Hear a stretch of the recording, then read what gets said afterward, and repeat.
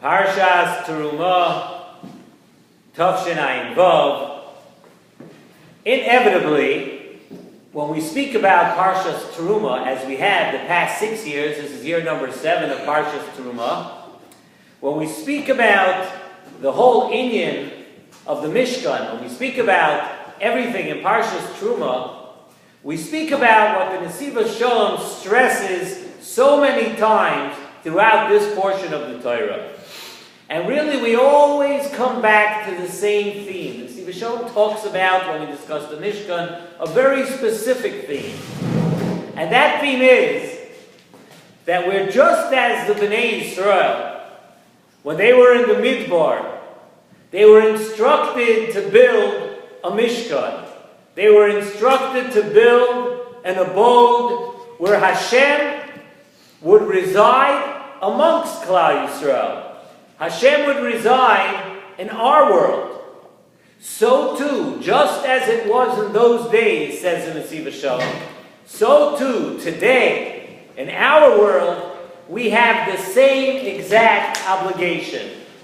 And that obligation is to create an environment and a home for Hashem in our world.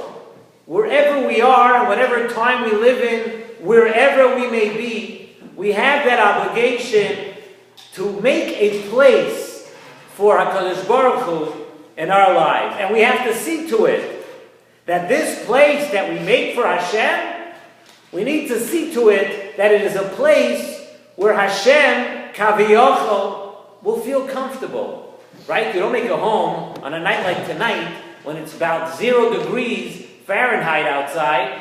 You don't invite someone over to your home and open the windows and leave. Right? So too, Kaviyachol, we say about HaKadosh Baruch Hu, that we invite HaKadosh Baruch Hu, we need to build a house for HaKadosh Baruch Hu, but what? It needs to be a place where HaKadosh Baruch Hu will be comfortable, where HaKadosh Baruch Hu will feel that this is the right place to be. And that's what Mishkan represents. As we always say, the Torah is not a history book. And the Torah is talking to each and every one of us. And the lesson of the Mishkan is that lesson. It's something that the Nesivos Shalom talks about really a lot in so many of the different pieces on this week's Parsha. And the Mefarshim, many Mefarshim actually speak at length about how exactly does the Torah want us to go about building this home. And the Mefarshim analyze all the different aspects and the different parts of the Mishkan. And although, if you think about it, the Torah does devote considerable space to the inyan of the Mishkan, Parshas Terumah, Tetzaveh, Kisisa, Vayakov, Pekudei, and there is so much that is repeated, that is said over, and when we build it, and when we put each thing in its place, and when we're instructed to build it, the Torah devotes so much time and space to the inyan of the Mishkan. Sometimes it's still difficult to see in the words exactly what it needs that has to be done. We read the words, we don't see specifically how we can apply the words to our world, how we can go about implementing all these lessons of the Mishkan.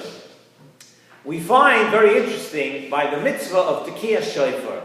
We know it comes Rosh Hashanah, we prepare, we blow shofar, the whole Elul, after Shacharis, and we talk about Tekiyah Shofar, we prepare for Tekiyah Shofar, and we're ready for Tekiyah Shofar. It's such a big thing in the cycle of the year for us. And you know, you look in the Torah, and what does the Torah say about Tekiyah Shofar? Now, you remember what we just said about the Mishkan, Terumah, Tetzaveh, Kisisa, Vayakov, Pekudei. Let's look now at Tekiyah Shofar. Yom Teruah Yelachem. That's it. Yom Teruah Yelachem. That's what the Torah tells us. And from there, from those words, Chazal extrapolate multitudes of dinim and halachas and inyanim of tekiyos just from that. And we know really that every letter in the Torah has so much that is learned out of it that we can take those few words and we can really discuss and expand and expound and say so many different things about any halacha, about anything that it says in the Torah. The Torah also tells us in Parshas Bereshis Nase Adam b'tzalmeinu kidmuseinu. HaKadosh Baruch Hu is saying that man should be created in the likeness of HaKadosh Baruch Hu. Nase Adam b'tzalmeinu kidmuseinu. And it also says, the Torah says, Ki v'tzelem Elokim aso es Adam. That man was created in the image of God. Man was created in the image of Hashem. So really, the question is, and we once spoke about it also in Parshas Bereshit, how do we understand this? Of course, we know that HaKadosh Baruch Hu does not have any semblance of a guf, of a body to speak of. So what does it mean, Nase Adam, that a person should be made in the Tzelem Elokim, that a person was created and made to be in the image of God? How do we understand that? How do we apply that? It says in the Nesivos Shalom, he says like this, imagine somebody is looking at a map. So you look at a map, before there was Waze and Google Maps and all these other ways, and today you could have Street View, everything is actually looks exactly like, but picture a map, right? A person is looking at a map, and of course, when you go to the place that you look up in the map, if you actually go to that place, it bears no resemblance to what you're looking at now on the paper. You know, as a map, what is a map? You know, a map can't really tell you. You know, when you go see the place, obviously the way the topography of the land is laid out, the way the land is, it's very, very different than what you see on that piece of paper. Yet, what does a map do? A map is a key to what is actually going on. The map is sort of a microcosm, and it tells you, and it gives you a key to every little thing that you will see. And it's sort of, it opens up from there, and then you get the street view, and then you get the satellite view, right? It all comes out of the map. So too, says the Nesivos Shalom, the human person.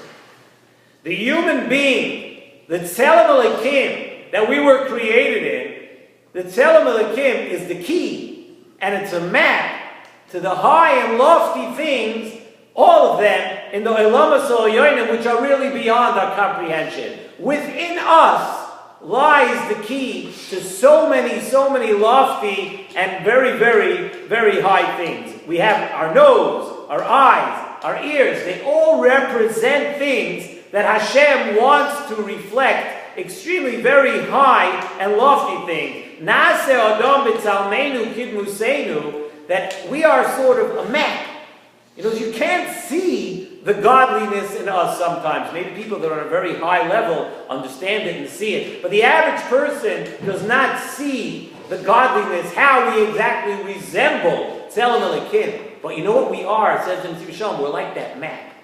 And we have to know that every part of us represents tremendous holiness.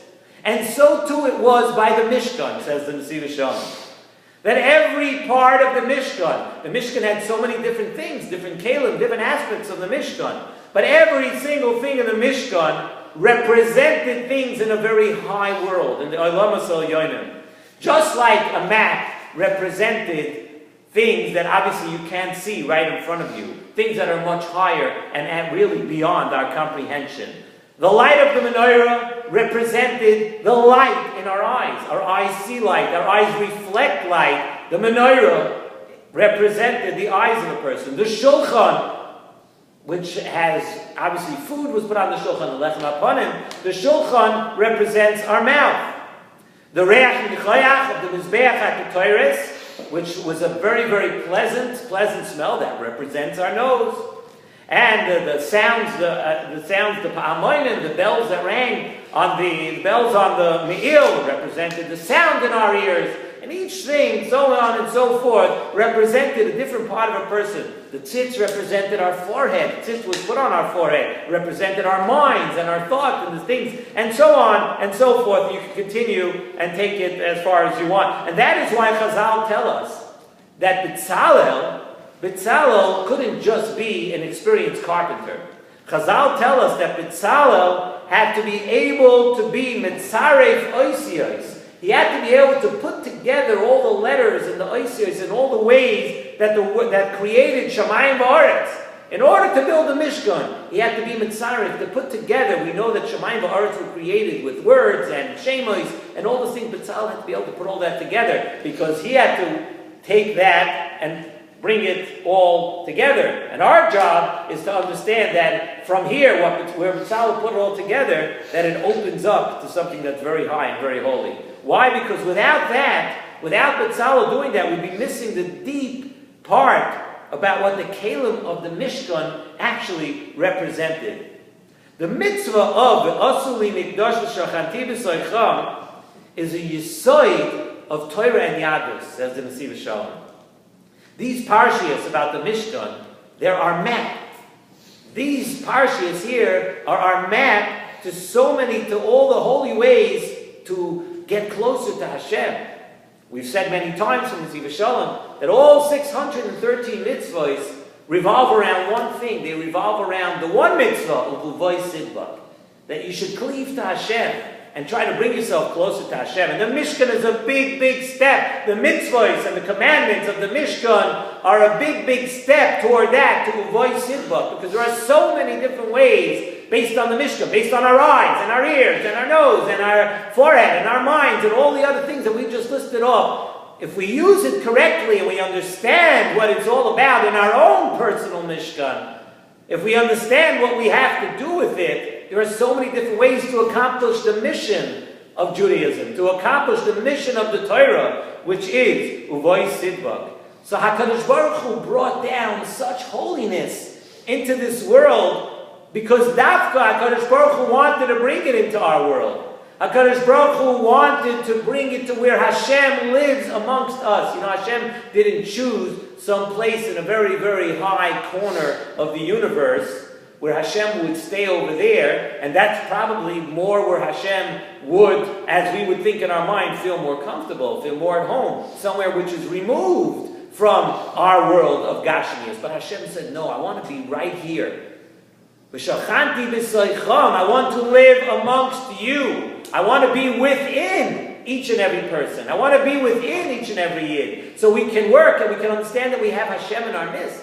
And Hashem is with us, and Hashem is living amongst us, and we have to behave that way. And we have to act that way. And we have to understand what it requires and what every single thing in the Mishkan does.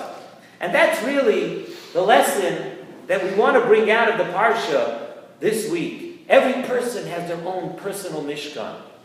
Unfortunately, today we don't have the Beis HaMikdash, we don't have the Kalim.